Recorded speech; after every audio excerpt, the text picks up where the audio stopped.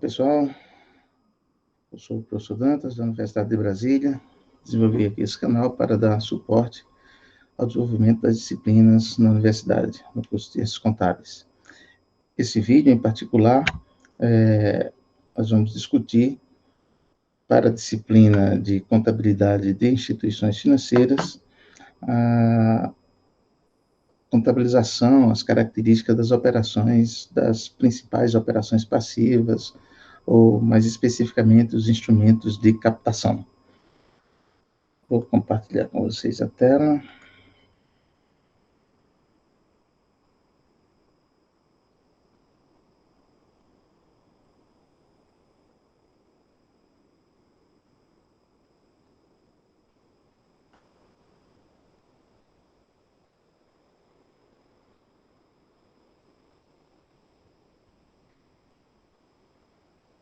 Bom,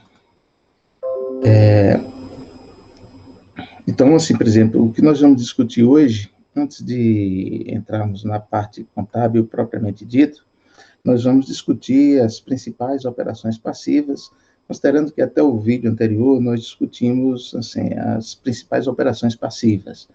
Desculpa, as operações ativas. Então, nós discutimos as operações de crédito, nós discutimos as operações com títulos e valores mobiliários, as aplicações interfinanceiras de liquidez, e hoje nós vamos passar para o lado do passivo e vamos discutir as captações, né? Então, são os instrumentos de captação, que é onde as instituições financeiras encontram, captam, obtêm recursos que serão utilizados em suas operações ativas.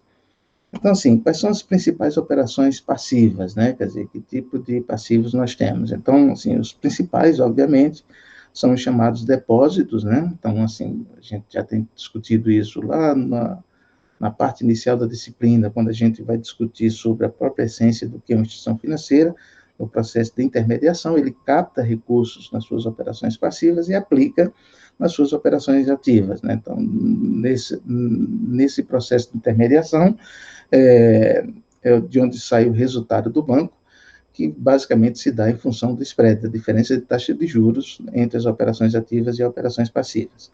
Então, quais são as principais operações passivas? São os depósitos, né? E aí a gente está falando de depósito à vista, depósito a prazo, poupança, as letras que adquiriram uma importância maior no mercado brasileiro a partir do início dos anos 2000, na primeira metade da primeira década. Os empréstimos repassam, a parte dos recursos que os bancos operam são obtidos por via repasse, né, do BNDES, o recurso do FGTS, ou até de recursos externos, né? A gente vai discutir como é que funciona isso. E também tem as operações passivas por meio de operações compromissadas. Quando a gente estava discutindo as aplicações interfinanceiras de liquidez, a gente discutiu essa forma de captação de recursos por meio de operações compromissadas. Então, isso aí já está naquele primeiro vídeo, né? Então, quando a gente está falando do processo de aplicações interfinanceiras de liquidez no mercado interbancário, ali nós temos operações ativas e passivas, claro, né? São operações entre bancos. Se tem um banco que tem operações ativas, o outro tem operações passivas, e aí tudo mais. Então, operações compromissadas, a gente já viu isso quando a gente discutiu a parte das aplicações interfinanceiras de liquidez. Depois desse vídeo, o que vai ficar para a gente discutir ainda mais vai ser a parte de derivativos, que outra vez ela é biposicional. Então, eu posso ter derivativos como posições ativas, né? E eu posso ter derivativos como posições passivas, né? Mas isso fica para o próximo vídeo. Bom, então, assim, por exemplo, o que nós temos, como é que está a estrutura no sistema bancário brasileiro, como é que fica a estrutura das principais operações passivas, né? Então, a gente fez essa discussão, apresentou um slide parecido com esse, quando a gente viu as operações ativas, e agora a gente vai para operações passivas. Então, se a gente pensa bem assim, de onde é que vem a principal fonte de recursos para as instituições financeiras? Onde é que elas obtêm a maior parte de recursos? Então, nós temos aqui, por exemplo, essa faixa bem intermediária aqui, que seria essa azulzinha, azul clara, que são os depósitos a prazos, que são os CDBs, tá querendo? Quer dizer, então, os CDBs hoje em dia é a principal fonte de captação aqui no final de 2020, né? A principal fonte de recursos das instituições. Vocês vão perceber que teve um tempo que os CDBs caíram bastante em proporção, né, em relevância, né, que é os anos 2012, 2013, 2014, 2015, 2016, então foi um período em que os CDBs perderam representatividade em detrimento dessa faixazinha amarela, né, que são as letras, né, as LCI, LCA, as letras financeiras de uma forma geral. Depois a gente vai discutir um pouco a razão disso, né. Outra fonte que é bastante forte para as instituições, essa faixa vermelha, que são os repasses, os empréstimos e repasses, quando um banco obtém recursos emprestados em outro banco, né, recursos, isso acontece principalmente, assim, a parte de repasses, né.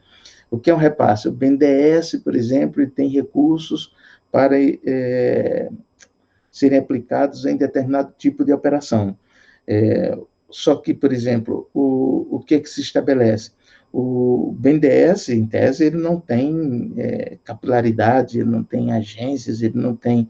Então, eles fazem isso por meio das instituições financeiras. Então, as instituições financeiras captam recursos no BNDES, ficam passivas com o BNDES e depois emprestam os recursos aos seus clientes. Lógico, dentro daquelas linhas, daquelas diretrizes estabelecidas pelo BNDES, né? Então, ela fica ativa e passiva, assume o risco de crédito, dependendo das características da operação. Então, essa faixa vermelha. A faixa verde são as operações compromissadas, já foram mais importantes. Hoje em dia, por exemplo, claramente perderam, nos últimos anos aqui, perdeu um pouco de relevância. Na realidade, assim, quando é que operações compromissadas tendem a aumentar o volume como instrumento de captação?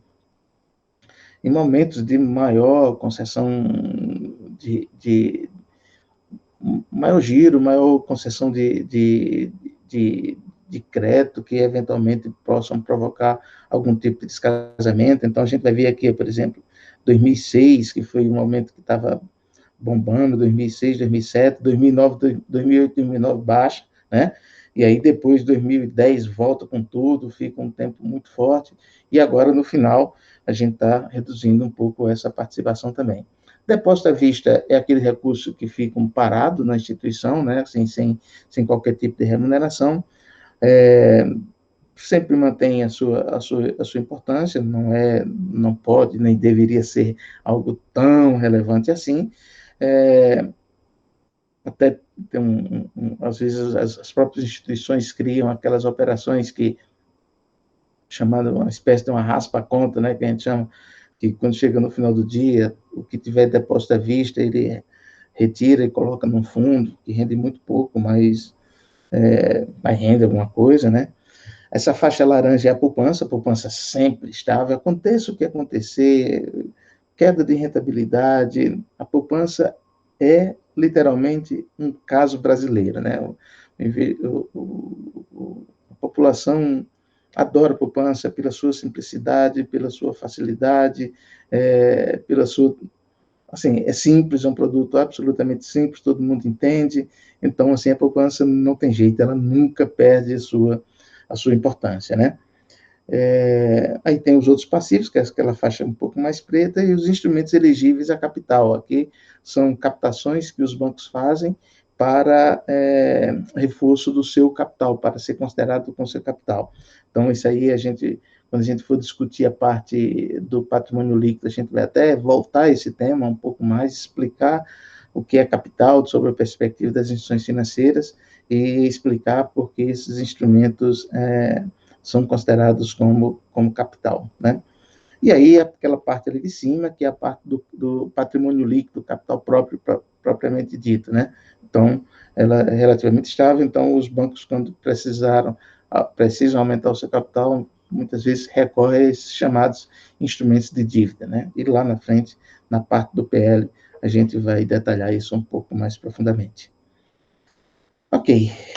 Então é o seguinte, instrumentos de captação. Vamos focar hoje especificamente, depois dessa visão geral sobre a estrutura de passivos das instituições financeiras brasileiras entre 2000 até 2020, vamos focar agora especificamente nos chamados instrumentos de captação. a gente falando depósito à vista, poupança, depósito a prazo, que são chamados CDBs, operações compromissadas, letras financeiras, operações compromissadas nós já falamos, né? Vídeo anterior, o gente não vai mais trabalhar com isso. Letras financeiras, letras de LCI, LCA, letra de crédito imobiliário, letra de crédito do agronegócio, e depósito a prazo com garantia especial, que é chamado DPGE.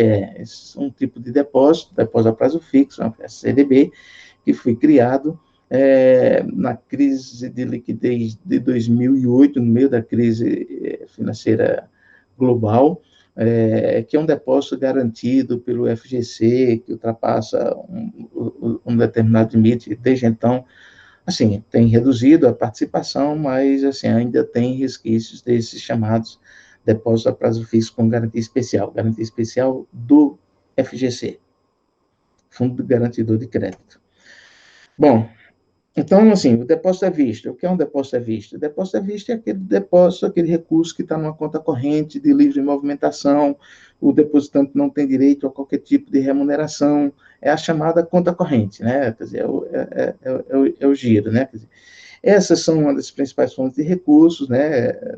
Recurso de graça para as instituições financeiras, mas, por outro lado, o Banco Central, uma parte desse recurso, o Banco Central determina o recolhimento a título de depósito compulsório, né? Quer dizer, que é para se não ficar, os bancos não se alavancarem demais com recursos livres de terceiros, né? Então, tem uma certa garantia que o Banco Central recolhe uma parte como depósito compulsório. O depósito a prazo, é chamado CDBs, né? Quer dizer, Certificado de Depósito Bancário, eles são recursos captados pelas instituições financeiras com prazo pré-determinado de vencimento para o seu resgate, e ele não pode ser livremente movimentado, né? Então, por exemplo, você tem um contrato, você faz um CDB para resgatar daqui a 8 meses, daqui a 8 meses você vai resgatar. Geralmente, os bancos, eles oferecem aos seus clientes a possibilidade de, havendo necessidade de um resgate, você conseguir vender aquela operação, tá entendendo? Quer dizer, então os bancos, e aí criam instrumentos, lógico, você pede uma parte da rentabilidade, então, assim, por exemplo, mas regra geral, a definição é, CDB não é resgatável, não é de livre movimentação, ele é resgatável só no vencimento, tá bom? Então, esse é o padrão, mas existem alternativas para o que os próprios bancos oferecem aos seus clientes, mas é lógico que com custo para os clientes, né? Essa remuneração do CDB, geralmente, ela é uma proporção do CDI, então é comum você chegar e dizer, quanto é que você faz um CDB, quanto é que você vai receber? 90% do CDI, 95% do CDI. Então, é o que der o CDI, você vai ter o equivalente a 95%, 90%, ou 100%, ou 102%. Nós temos bancos, principalmente os bancos de menor porte, que eles pagam bem mais no CDI, no CDB, né? Então, às vezes, paga 105%, paga 110% do CDI, o que é uma rentabilidade espetacular. E aí, por que eles pagam? Porque eles têm maior necessidade de captação de recursos, eles não têm aquela rede de agências que os grandes bancos têm, e aí eles, às vezes, eles precisam pagar mais caro por conta disso. É claro que isso sugere um maior risco, mas o cliente, quando ele faz um depósito até o limite de 250 mil reais, isso é garantido pelo FGC, né? O FGC é um fundo garantidor, chamado Fundo Garantidor de Crédito, que, na realidade, ele protege os depositantes, né? Então, se aquele banco quebrar, esse fundo cobre. E de quem é esse fundo? Esse fundo é mantido pelas próprias instituições, é uma entidade privada, né, mantido pelas próprias instituições, foi criado no final dos anos 90, né, depois da crise bancária que nós tivemos no sistema bancário, sistema financeiro nacional, e esse fundo, ele cobre até 250 mil reais por CPF, né, se o banco quebrar. Então, se um banco tem um recurso para aplicar, se um banco de menor porte oferece uma rentabilidade maior, até 250 mil, você não está correndo risco, né? Existe até uma discussão sobre a questão do risco moral sobre isso, mas essa é a questão, né? Então, assim, o FGC está bancando esse tipo de risco, né? Então, depósito à vista, depósito a prazo, tem um depósito poupança, né? Que é a famosa caderneta de poupança.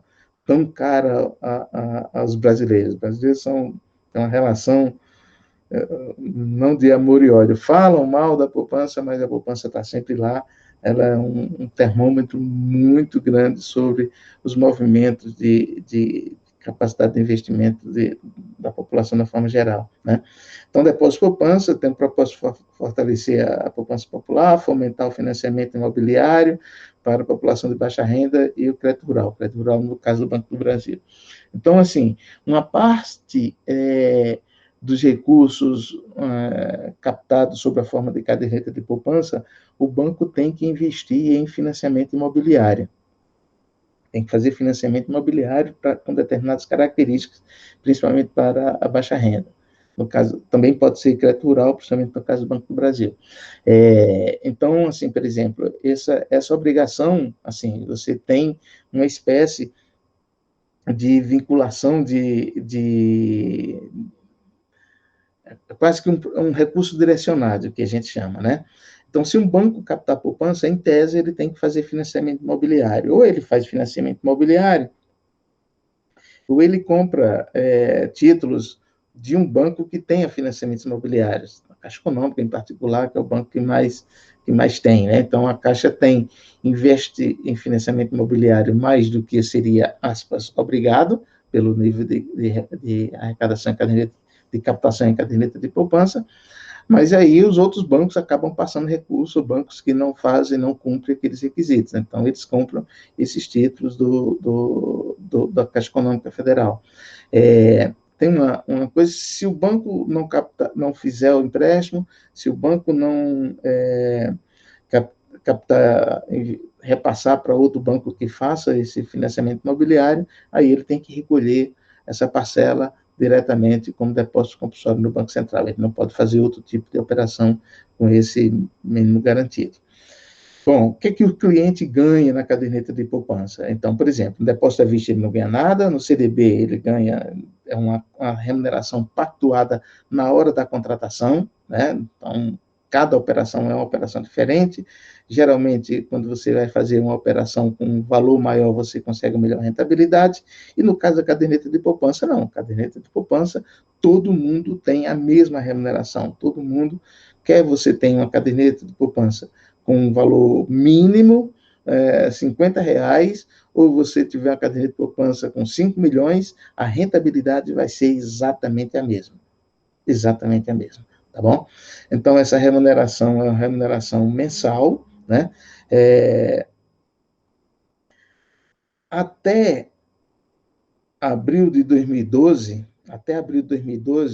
quem tem depósito, né, que tinha feito depósito até abril de 2012, a caderneta de poupança rendia TR mais 0,5% ao mês.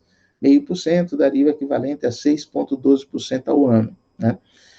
Mas aí começou a haver uma discussão muito forte sobre que essa rentabilidade, quando se começava a reduzir a taxa básica de juros da economia, o que acontecia? Chegava um momento em que a taxa básica de juros da economia, que era a Selic, que baliza o CDI, a remuneração dos títulos públicos, que a gente viu lá na parte de TVM, tudo isso, de uma hora para outra, a caderneta de poupança, que não tem qualquer tipo de tributação, inclusive, né, não tem tributação, é livre de tributação, essa caderneta de poupança começava a render mais do que esses outros investimentos. E aí havia um redirecionamento dos investimentos, o que desorganizava completamente o fluxo de financiamento da economia. Por exemplo, ninguém mais queria comprar títulos do Tesouro Nacional, todo mundo ia para a caderneta de poupança, havia um financiamento para financiamentos imobiliários, mas que no segundo momento poderia sair, e aí os bancos ficavam sem lastro dessas operações, ou seja, tem uma série de consequências negativas, né? E tinha um receio muito grande de mexer na remuneração da caderneta de poupança, até porque essa tem uma relação de amor, né, a caderneta de poupança com o brasileiro, e passou por um trauma muito forte nos anos 1990, que foi quando aconteceu o chamado bloqueio da caderneta de poupança, né? Quer dizer, no tempo do Plano Collor, em que os recursos ficaram bloqueados e foi um trauma muito forte para a caderneta de poupança, que recuperou ao longo do tempo essa credibilidade, mas ninguém hoje admite pensar na possibilidade de você dar um outro choque na caderneta de poupança, dada essa relação que existe do brasileiro com a caderneta de poupança, tá? E aí foi criada uma regra, que é o seguinte, olha, quando a taxa de juros, a Selic, baixar de 8,5%, a TR deixa de ser mensurada com TR mais meio e passa a ser mensurado com 70% da Selic. Tá bom? 70% da Selic. Ou seja, todos os depósitos que foram realizados até abril de 2012, os bancos tiveram que fazer essa separação, até abril de 2012, eles rendem TR mais meio, em qualquer situação. Os depósitos feitos a partir de maio de 2012, eles têm dois critérios de rentabilidade. Se a Selic estiver acima de 8,5%, ele rende TR mais meio. E se a Selic estiver abaixo de 8,5%, ele rende TR mais 70% da Selic. Tá bom? Então, por exemplo, hoje a nossa taxa Selic está 2,75%, aumentou essa semana, 2,75%, então quanto é que rende a caderneta de poupança? A TR, que está zero, mais 70% da Selic, ou seja, 70% dos 2,5%, dos 2,75%.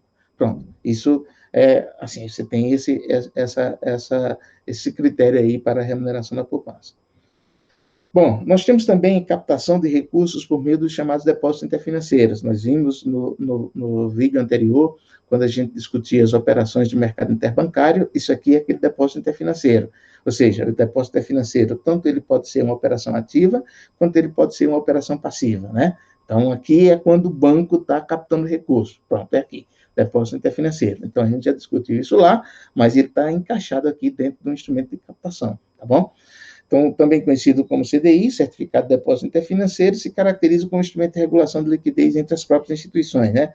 Chegou no final do dia, tem demanda de liquidez, então ele capta recursos e tem um banco que emprestou recursos. É um ativo para outro banco, é um passivo para esse aqui que está captando recursos, né?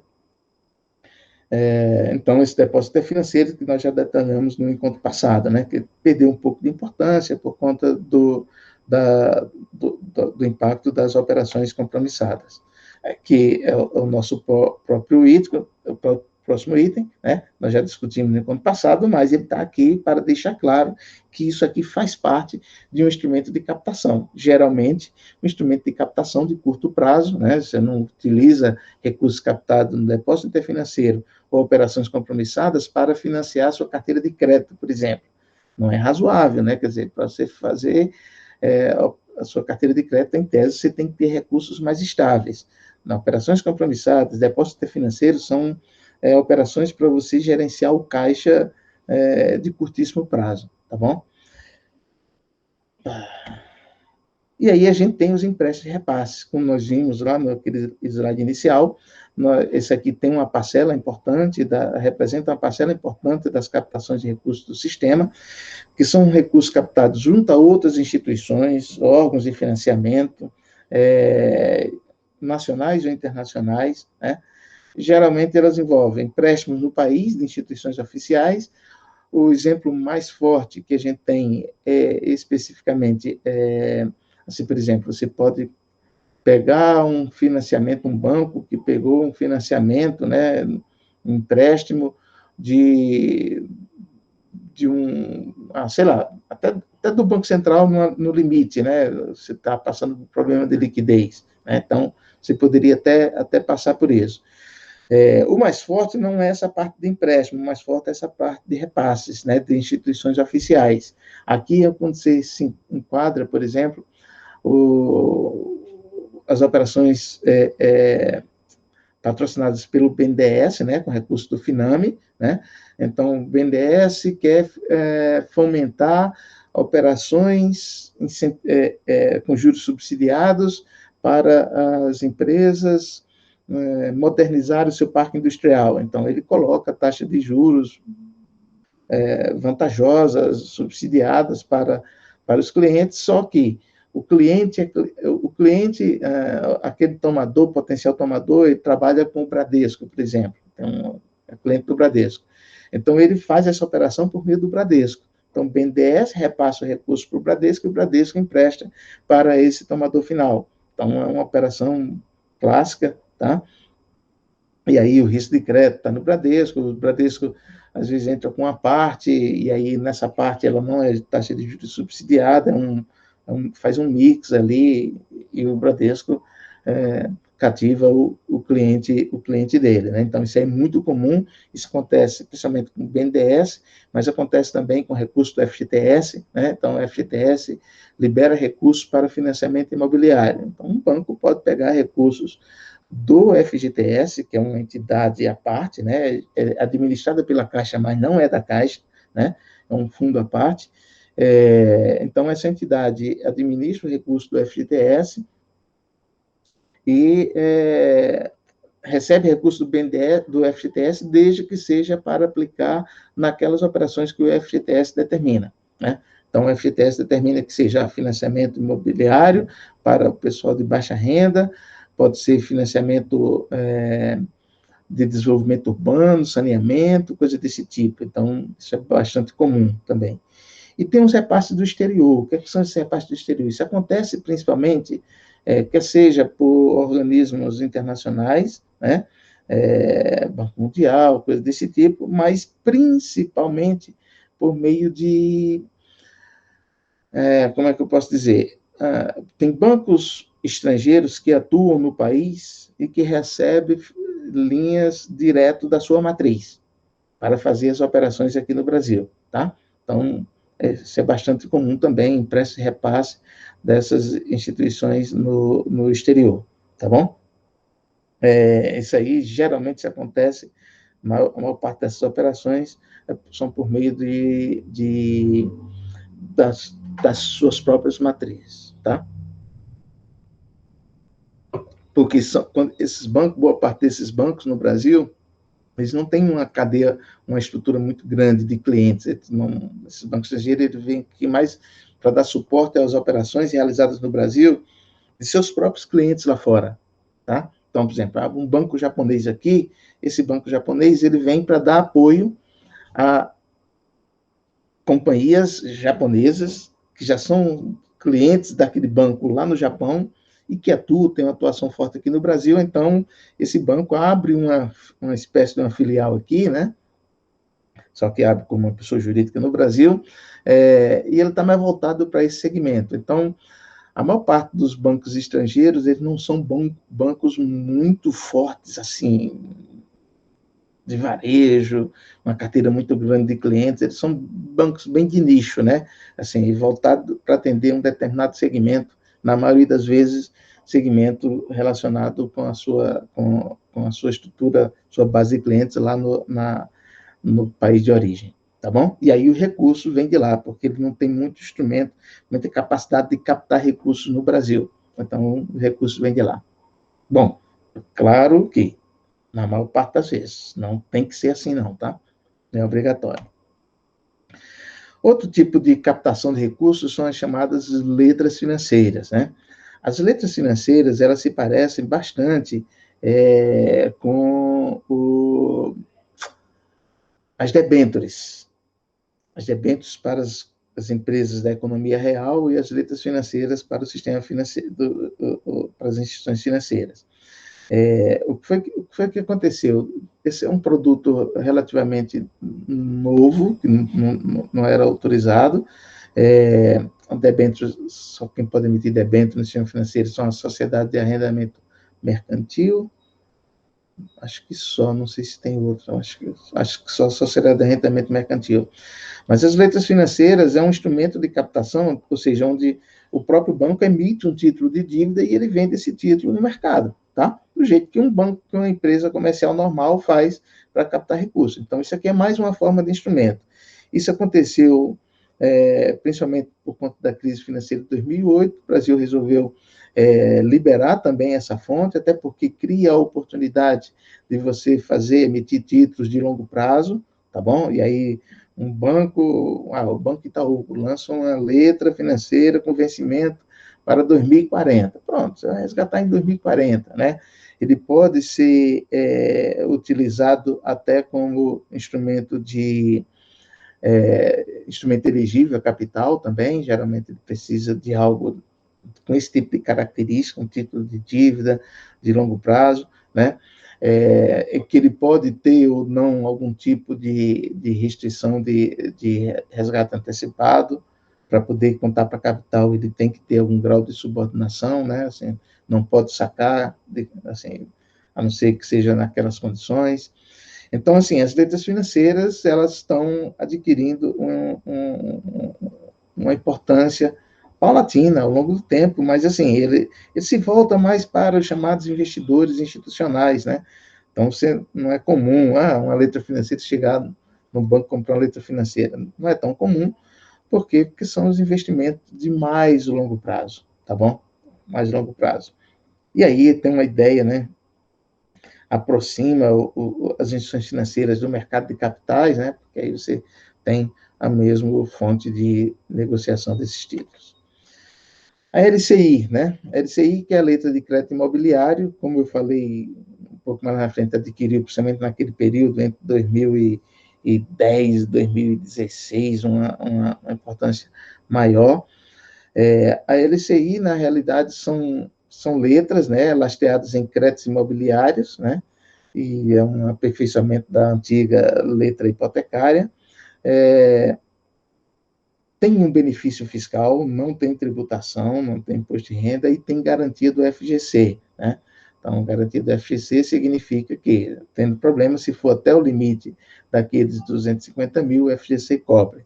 Então, ele tem um produto muito parecido com o CDB, muito parecido com o CDB. A gente poderia fazer assim.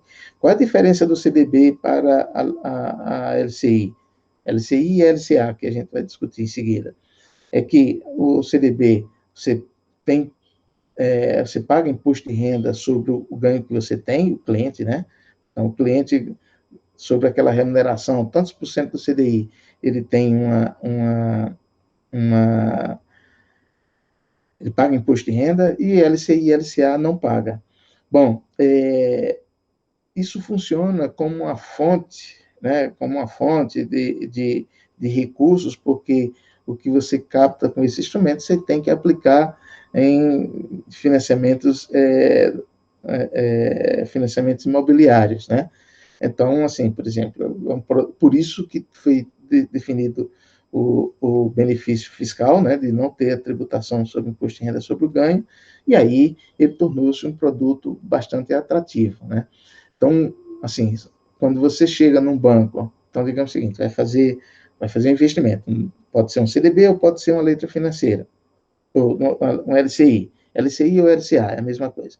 Então, assim, por exemplo, basicamente, se você chegar, o gerente vai dizer, olha, se for um CDB, eu te pago 90%. E se for um LCI? Se for um LCI, eu vou pagar 85%. 85% do CDI, tá bom? Aí você diz, então eu vou ganhar menos na LCI? Não, não é assim, né? Porque daqueles 90% que você está ganhando no CDB, você vai pagar imposto de renda. E dos 85% que você vai ganhar no LCI, no LCA, você não paga imposto de renda. Então, você tem que tomar cuidado para saber exatamente qual é a alíquota incidente de imposto de renda, para poder saber qual é a melhor alternativa de investimento, tá bom? Então, e aí, com isso, o custo de captação dos bancos, né, que migrou para uma parte para a LCI e LCA, o custo de captação reduziu. E essa era a ideia, você ter recursos mais baratos, né, captados recursos mais baratos por meio da isenção tributária, para direcionar esses recursos para os financiamentos imobiliários ou agronegócio. Tá bom? Esse aqui é a letra de crédito do agronegócio, que é a mesma lógica da LCI, tá? Só muda o tipo de crédito que lhe dá base.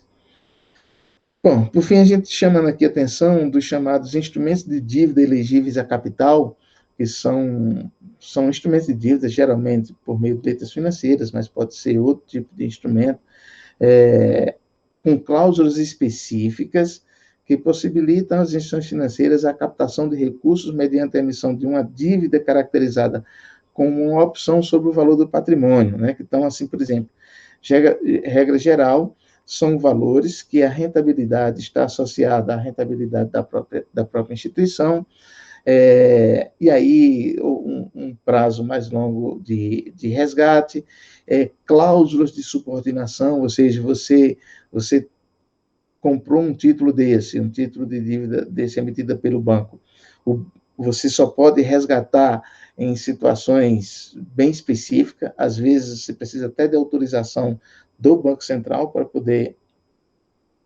poder pagar, né? O banco precisa da autorização do Banco Central para poder pagar o resgate que um titular, alguém que está com aquele título está querendo resgatar. Por quê? Porque aquele instrumento de dívida funciona quase como se você se tornasse sócio do banco. É lógico que nesse caso você ganha mais, regra geral, a remuneração tem que ser mais elevada. Por quê? Porque você, quando compra um título desse do banco, você está correndo muito mais risco do que se você comprasse um CDB, um LCI, coisa do tipo. Porque lá você tem garantia do FGC, aqui você está virando sócio do banco. Às vezes a remuneração é até em função da rentabilidade, né? Então você não pode fazer esse tipo de resgate. Então, com esse tipo de restrição, geralmente o uso desses instrumentos, assim, não é para investidores bem específicos, né? Investidores institucionais, né? É muito comum os bancos brasileiros, quando emitem esse tipo de dívida, emitem inclusive no exterior, porque no exterior esse mercado é mais comum, né? No Brasil ele ainda está em processo de desenvolvimento, tá bom? Então, isso aí, mas a gente vai discutir um pouco mais com detalhes sobre esses instrumentos quando a gente chegar lá na parte do patrimônio líquido, né? Porque, como ele utiliza para capital, lá a gente vai fazer uma discussão melhor a respeito. Aqui, só deixando claro que tudo isso aqui são formas do banco captar dinheiro. São formas do banco captar dinheiro. Depósitos, depósito à vista, depósito a prazo, caderneta de poupança, depósitos de outros bancos, né, o depósito interfinanceiro, operações compromissadas, LCI, LCA, letra financeira, instrumento de dívida elegível a capital. Então, a gente tem um arcabouço de instrumentos que os bancos podem utilizar para essa captação. Alguns a gente já viu no tópico anterior, no caso, depósito interfinanceiro e operações compromissadas.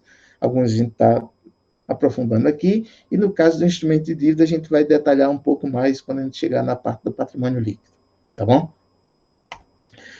Bom, entendemos como é que se dão essas operações. Então, depósito a prazo, depósito à vista não tem remuneração, poupança tem remuneração, a poupança tem dois tipos de remuneração, dependendo de como é que está a taxa básica de juros da economia e de quando aconteceu o depósito.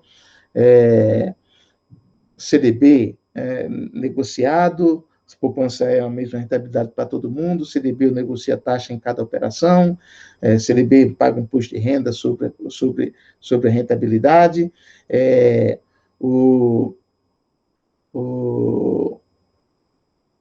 a LCI e a LCA não tem tributação. Então, a gente entendeu todas as características dessas operações. Agora, vamos pensar sobre a perspectiva da contabilização, tá bom? Então, por exemplo, o que a gente tem de contabilização? Até hoje, né, assim, o COSIF tradicional, né, que está em vigor ainda hoje, basicamente, há fortes restrições à mensuração de passivos a valor justo. Basicamente, o COSIF estabelece que tudo deve ser mensurado a custo amortizado, né? Exceto quando uma regulamentação específica apontar que seria valor justo. Tipo o quê? Lembra aquelas operações compromissadas que você fica com a posição vendida, você vendeu um título que não é seu, aí aquele passivo passa a ser mensurado a valor justo por razões óbvias. Então, fora situações dessa natureza, regra geral, o passivo é sempre mensurado a custo amortizado e pronto. Bom, e em relação à norma que virá, o IFRS 9? Outra vez, a gente está discutindo a contabilidade dentro da premissa do IFRS 9, né, em cima daquilo que o Banco Central já sinalizou por meio da audiência pública, e no IFRS 9, o que é que a gente tem? A gente tem a premissa de que o Banco Central já sinalizou que também continuará com essa restrição ao uso de valor justo em passivos. Por quê, pessoal? Porque o valor justo em passivos, qual é o grande risco de você pegar um passivo e mensurar valor justo? É que, por exemplo, se você piorar o seu risco de crédito, o seu passivo diminui de valor. E aí você melhora o seu resultado porque você piorou. Você melhora o resultado porque o seu risco de crédito piorou. Você percebeu o grau de contradição que a gente tem isso? E no caso de instituição financeira, isso pode ser muito crítico, né? Então, o Banco Central já sinalizou que não vai aceitar também, vai ser passivo, por definição, será mensuração a custo amortizado, tá? Exceto situações bem específicas, como aquelas operações compromissadas com posição vendida. Bom, efeitos da tributação. Quando um banco capta recursos de terceiros por meio de depósito à vista, poupança, CDB, letras e tudo mais, ele tem que ficar, o banco, ele tem a responsabilidade pela legislação tributária de fazer o que a gente chama de retenção do imposto de renda na fonte, né? Denominado imposto de renda retido na fonte. Ou seja, se você fizer uma aplicação financeira, se aquela operação ela for tributável, o banco, na hora que você for resgatar, o banco diz, você ganhou tanto, mas uma parcela desse tanto aqui eu vou reter porque a Receita mandou eu reter. Eu repasso o recurso para a Receita e digo que eu retive isso de você. Pronto. Depois você vai fazer o seu ajuste lá com a demonstração, na sua demonstração de imposto de renda, né? Demonstração anual.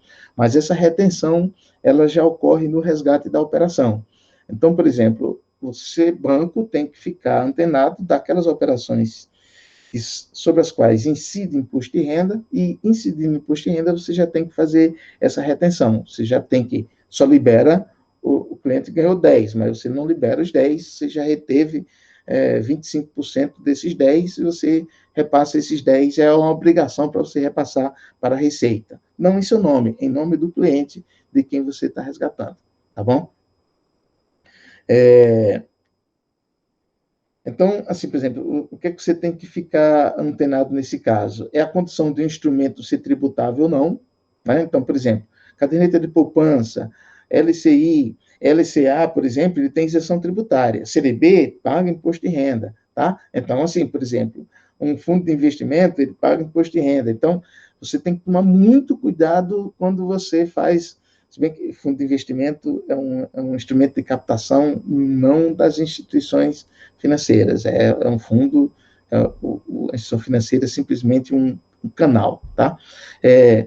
Então, é o seguinte, quando a gente faz a captação com esses instrumentos, eu tenho que entender o que é que tem isenção tributária e o que é que tem imposto de renda. E o segundo ponto tem imposto de renda? Quanto de imposto de renda?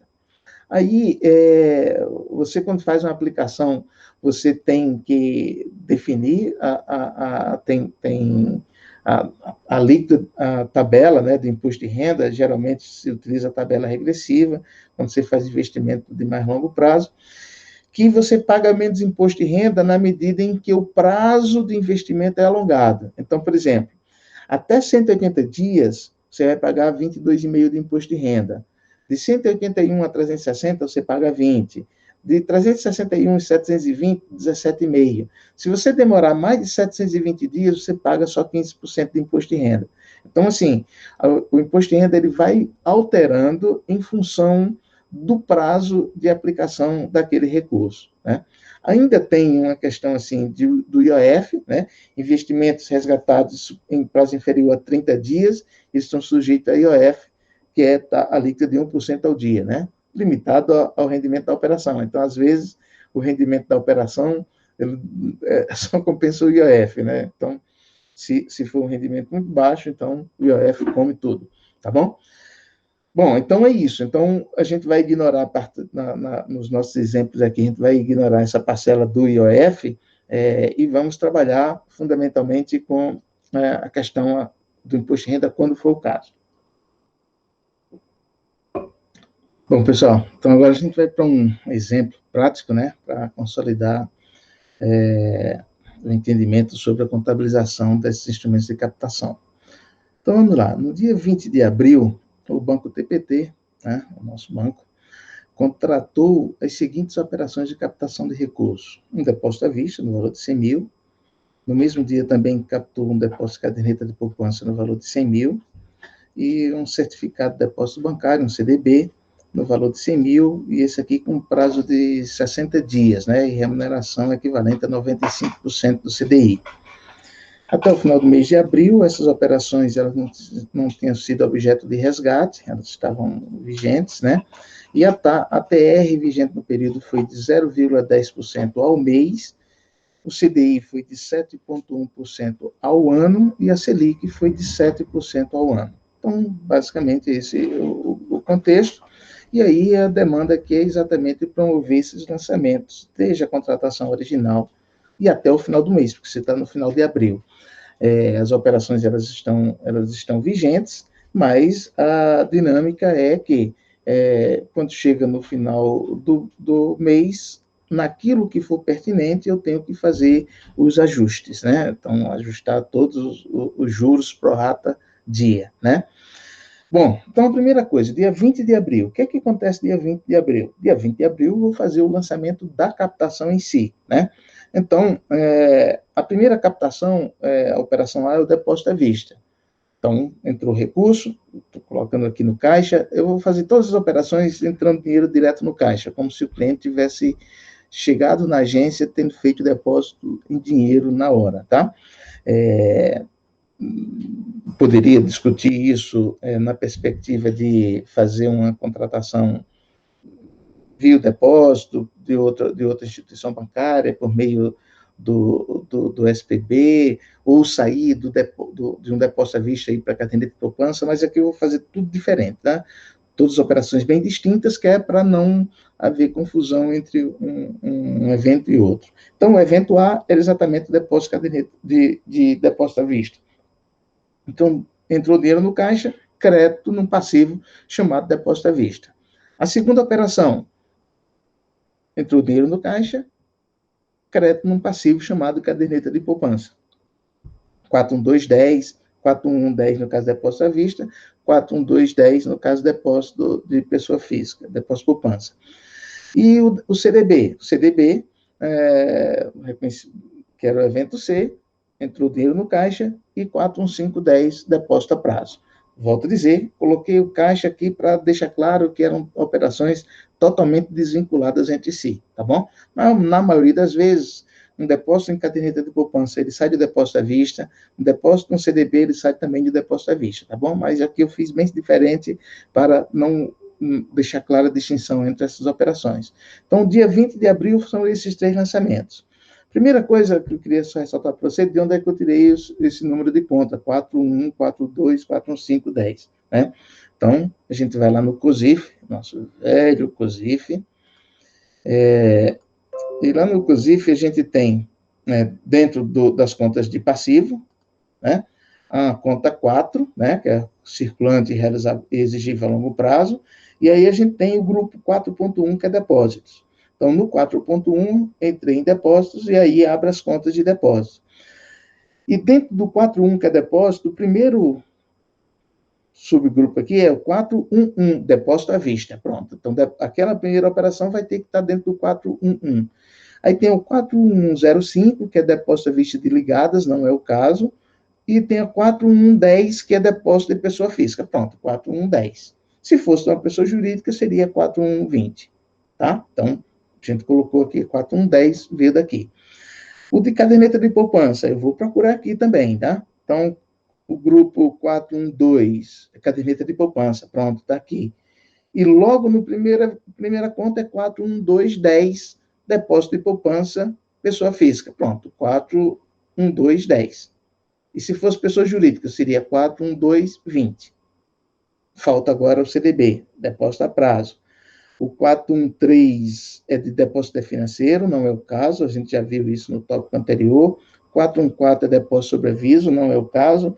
415, depósito a prazo, está aqui. E o 4110 é depósito a prazo, e com certificado eu coloquei ali 41510, mas eu poderia até ser mais específico, seria 4151010, né?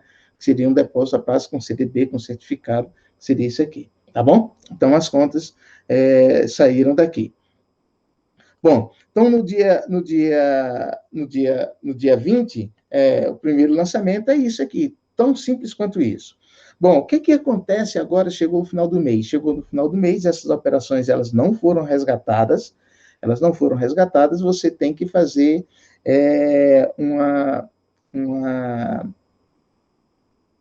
como é que a gente chama? A atualização pro rata, quando for pertinente. Aí a gente tem 3 operações. Depósito à vista. Depósito à vista, você tem alguma coisa para atualizar? Não, não tem nada a atualizar. Por quê? O cliente depositou os 100 mil no dia 20, e no dia 30 é o mesmo 100 mil, não tem juros, então não tem o que atualizar porque não tem juros. Agora, caderneta de poupança tem o que atualizar? Tem, porque tem rendimento. O cliente não pode, se ele chegar lá e for sacar hoje, no dia 30, ele saca com o mesmo 100 mil que depositou, porque ele só tem direito à rentabilidade se ele permanecer um mês. Mas, em termos contábeis, você tem que apropriar o prorata, né? Quando chegar ao final do mês, mesmo que o cliente não tenha completado os 30 dias ainda, tá bom? Então, você vai ter que atualizar a caderneta de poupança. E o depósito a prazo, também, ele vai resgatar só com 60 dias. O prazo foi contratado para 60 dias. Mas, como passou esses 10 dias, chegou o final do mês, você vai ter que calcular os juros pro rata correspondente a esse período. Bom, eu fiz aqui o seguinte roteiro, né? Então, eu tenho uma TR, que é ao mês, né? 0,10%. Então, uma TR de 0,10%. O CDI no período foi 7,1% ao ano. A Selic é 7% ao ano. 7% ao ano. Bom, poupança, né? Então, esses aí que são os indicadores que o exemplo já deu, né? Qual é a rentabilidade da poupança? A rentabilidade da poupança será 70% da Selic mais a TR. A TR já está ao mês, a Selic está ao ano, tá bom? Então, a primeira coisa, por exemplo, quando a gente vai fazer essa consolidação aqui, eu tenho que pegar a Selic, eu quero que essa célula B13, eu vou atualizar só para os 70%. E ela, eu tenho que elevar a 1 sobre 12, que é aquela questão 1 mais I, tá bom? Dos 70%, 1 mais I dos 70%. Então, ela vai apropria os 70% da Selic, ó, até aqui, e aí eu somo a TR, o 0,10, tá bom? Então, a rentabilidade da poupança ao mês, porque o 0,10 já está ao mês, e a Selic, eu transformei 70% da Selic ao mês, né? Encontrei a taxa equivalente mensal. Então, a poupança, a remuneração da poupança ao mês, ela será de 0,4994, menos de 0,5%, tá bom? Ao mês. Bom, só que se eu quiser, eu não vou apropriar um mês inteiro, porque só são 10 dias. Então, no caso aqui, ó, apurei a taxa equivalente mensal, né? Então, a taxa equivalente diária. Então, peguei 1 mais I da taxa mensal, elevei a 1 sobre 30 e encontrei qual seria a taxa diária. Então, a taxa diária por cada dia, entre o dia 20 e o dia 30, que dão 10 dias, ele vai render 0,0166% ao dia. Ao dia. Então, pronto. Então, caderneta de poupança, depósito à vista. Dia 20 de abril eu tinha 100 mil, dia 30 de abril tem os mesmos 100 mil. E a caderneta de poupança, dia 20 de abril ele tinha 100 mil. Dia 30 de abril ele vai ter a remuneração. Remuneração de quanto? 10 dias dessa remuneração diária. Então, a gente pega o saldo, que é os 100 mil, 1 mais I elevado a 10, né? Então, encontrou a remuneração desses 10 dias, deu R$ 166,20. Não teve resgate, né? Porque está dito lá que não tem nenhum tipo de resgate, e não há imposto de renda. Por que não há imposto de renda? Porque caderneta de poupança não tem tributação. Então, ela tem R$ 100.166,20.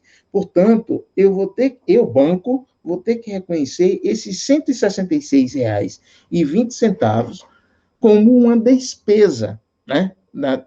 Referente à poupança, tá bom? Daqui a pouco a gente vai fazer o lançamento. Então, é isso aqui. De onde vem o lançamento? O prorata dia dos 70% da Selic mais a TR referente aos 10 dias. Pronto, só isso. E no caso do CDB? No caso do CDB, ele tem, por exemplo, o CDB ele tem 95% do CDI. O CDI é quanto? 7,10. 95% do CDI, calculou aqui, ó, 95% do CDI, aquela chave de 1 mais I, e encontrou uma taxa mensal. Então, encontrei elevado a 1 sobre 12, encontrei a taxa mensal. Então, o CDB ao mês, ele rende 0,5454. Rende mais do que a poupança ao mês. Tá bom? Rende mais do que a poupança ao mês aqui, né? Bom, ao dia, eu faço a mesma coisa que eu fiz na poupança, ó. Peguei aquela taxa, 0,54% ao mês, encontrei a taxa diária. Só que no CDB tem um detalhe. Ele tem imposto de renda. E quando a gente foi para aquela tabela progressiva, até 6 meses ele retém, eu vou ter que reter no imposto de renda na fonte, 22,5% do imposto de renda. Né? Então, 22,5% do imposto de renda. Então, 22,5% do imposto de renda. Como é que eu vou calcular? Né? Então, por exemplo, sobre os 100 mil, dia 20 de abril, 100 mil, eu vou calcular a remuneração. A remuneração vai ser sobre os 0,0181% ao dia. Eu calculo os 10 dias, eleva a 10, calculo a remuneração dos 10 dias, deu 181,48, ou seja, a remuneração ela é maior do que o da poupança. Por quê? Porque no CDB está ganhando mais do que está ganhando na poupança. Tá bom? Só isso. Então, eu tenho uma remuneração nos 10 dias de 181,48. Só que, nesse caso, ele vai reter imposto de renda, né? Imposto de renda de quanto? Dos 22,50. 22,50 sobre quanto? Sobre o ganho, sobre a remuneração, sobre 181,48. Ele vai reter os 22,50. Então, digamos que o vencimento fosse hoje, fosse um vencimento que era 100 mil, e você fosse estar com 100.181 reais e 48 centavos, você ia reter de imposto de renda R$ 40,83. E aí, o saldo líquido que o cliente faria jus seria os 100.140,64. Tá bom? Então, vamos ver como é que isso vai se dar em termos de contabilização, tá bom? Então, sobre o depósito à vista, eu não tenho nada para contabilizar. E a poupança? A poupança, eu tenho a remuneração de R$ 166,00 a poupança, a remuneração, e quando for no CDB, eu tenho que contabilizar a remuneração dos R$ 141,48 e considerar o imposto de renda de R$ 40,83, tá bom? Então, vamos voltar aqui. Esse aqui foi no dia 20, né? E o que acontece no dia 30? A poupança é isso. A poupança eu vou registrar uma despesa do banco. Eu vou aumentar o meu passivo com o cliente no valor dos R$ 166,20. Existe na mesma conta que eu tinha registrado a poupança, tá? O 41210, e vou procurar uma conta de despesa, que vai ser a 8110005, que é despesa de depósito de poupança. Onde é que eu fui encontrar essa conta? Outra vez, eu fui lá no COSIF, e agora eu vou procurar as contas de despesa, porque eu tenho que encontrar a conta de despesa para 8181, despesa de captação. 8110, despesa de depósito de poupança. Primeira conta. dentro da despesa de captação. Por quê? Porque a primeira seria depósito à vista, como depósito à vista não tem despesa, a primeira já surgiu a caderneta de poupança. É daqui que veio a conta 81110, tá bom? Então, poupança, só isso. E eu vou capitalizar até que o cliente vai sacar, e aí eu vou... Lembrando que o cliente só faz jus, né? Digamos que o cliente chega no dia 1º de maio, dia 2 de maio, e faça o resgate. Ele vai resgatar quanto? 100 mil. Aí a despesa que eu reconheci, estorna. A poupança é um produto absolutamente simples. E aí você, eventualmente, tem que fazer o estorno. Por quê? Porque aquela despesa que você reconheceu pro rata dia, no final do mês de abril, quando chegou no mês de maio, o cliente sacou tudo, o banco vai estornar aquela despesa. Aquela despesa não foi efetivada. Tá bom? E no caso do depósito a prazo, que é o CDB, a primeira coisa, eu vou reconhecer a despesa. A despesa do banco é os 181. O cliente que não vai receber os 181. O cliente só vai receber 140. Mas a minha despesa, a despesa do banco, é os 181.